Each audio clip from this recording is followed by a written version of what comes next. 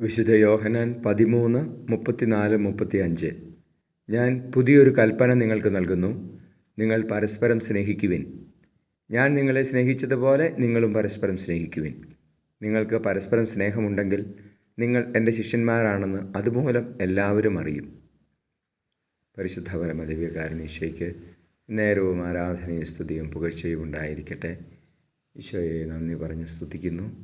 അങ്ങയുടെ സ്നേഹ സാന്നിധ്യത്തെ ഓർത്ത് ഞങ്ങളങ്ങെ ആരാധിക്കുന്നു.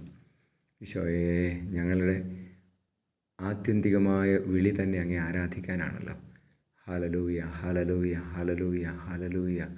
ഈശോയെ, അങ്ങയുടെ കൽപ്പന എന്നും പാലിക്കുവാൻ, എല്ലാവരെയും സ്നേഹിക്കുവാൻ, പരസ്പരം സ്നേഹിച്ച് അങ്ങയുടെ സ്വന്തമാകുവാൻ, സാക്ഷ്യമാകുവാൻ ഞങ്ങളെ സഹായിക്കണമേ.